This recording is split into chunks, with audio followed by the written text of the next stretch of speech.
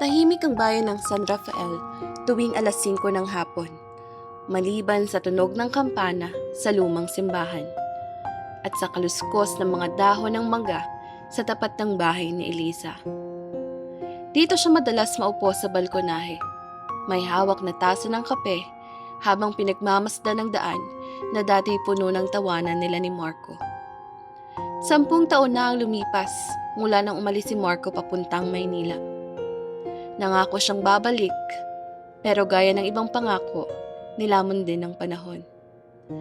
Gayunman, si Elisa ay hindi tumigil sa paghihintay. Araw-araw, sinusulatan niya si Marco.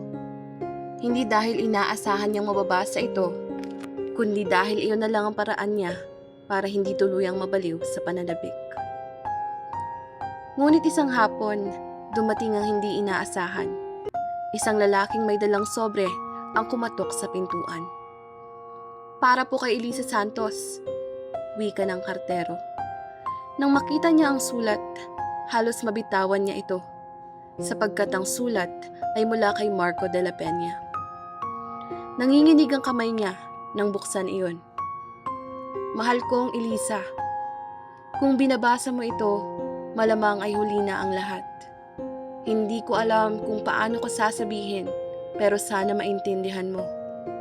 Umalis ako noon, hindi para kalimutan ka, kundi para paghandaan ang buhay natin. Ngunit sa Maynila, isang aksidente ang nagbago ng lahat." Huminto sa pagbabasa si Elisa. Ang puso niya'y kumakabog nang parang may paparating na bagyo. Pinilit niyang ituloy. "Nang magising ako sa ospital, hindi ko maalala kung sino ako. Hindi ko maalala kung sino ka. Ilang taon akong nagpagaling at unti-unting bumabalik ang mga alaala. Hanggang isang araw, nakita ko ang pangalan mo sa isang lumang liham na naiwan ko sa aparador. Doon ko naalala, ikaw ang lahat ng iniwan ko." Napaluha si Elisa. Akala niya'y tapos na ang lahat. Ngunit heto, bumabalik ang lalaking akala niya'y kinalimutan siya. At sa dulo ng liham, "Elisa, kung kaya mo pa akong tanggapin, pupunta ako riyan sa San Rafael sa ika-30 ng buwan, sa ilalim ng punong mangga kung saan tayo unang nagkita. Marco." Agad niyang tiningnan ang kalendaryo. Ika-28 ng buwan, 2 araw na lang. Dumating ang araw ng muling pagkikita. Nakabestida si Elisa, gaya noong unang araw nilang nagkita sa pista. Bitbit niya ang isang maliit na kahon ng mga liham na isinulat niya kay Marco sa loob ng 10 taon. Nasa ilalim siya ng punong mangga, kabog ang dibdib sa bawat segundo. Hanggang may isang lalaking papalapit, may bitbit na bulaklak. Tinitigan niya ito. Oo, iyon ang mga mata ni Marco. Ang ngiti at ang paraan ng paglakad. Hindi siya nagkamali.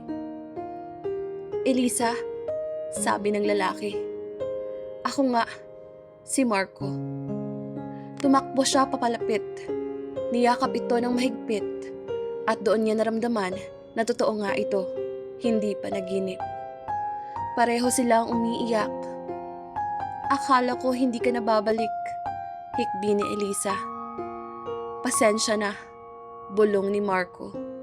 "Pinilit kong alalahanin ang lahat, pero may mga bagay talagang hindi na bumabalik. Pero isa lang ang sigurado ako, ikaw ang tahanan ko." Nagtagal ang gabi ng kwentuhan, tawanan, at mga pangakong tila muling nabubuo. Ngunit habang nag-uusap sila, may dumating na isang matandang babae na may kasamang nurse. Lumapit ito kay Elisa at nagtanong, "Anak, bakit ka nag-iisa dyan?" Napakunot ang noo ni Elisa. "Hindi po ako nag-iisa. Kasama ko po si Marco," sabay lingon niya sa lalaki.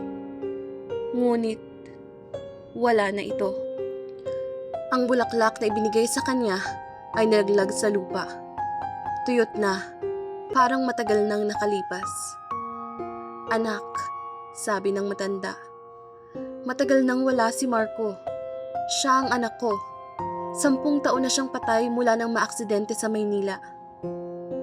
Napatigil si Elisa. Hindi maaari, nanginginig niyang sabi. Kakausap ko lang sa kanya. Narito siya kanina. Ngunit ang nurse ay dahan-dahang lumapit at inabot ang kahon ng mga liham. Luma, kupas at may alikabok. Tila matagal nang nakatiwangwang. At sa ilalim ng lahat ng liham, may isang sulat na hindi niya napansin noon. Nakalagay sa sobre. Para kay Elisa, kung sakaling hindi na tayo magkita. Binuksan niya ito ng nanginginig. Mahal ko, kung hindi man tayo magkita ulit sa mundong ito, sana magkita tayo sa panaginip mo. Doon sa ilalim ng mangga kung saan unang nagtagpo ang ating mga puso.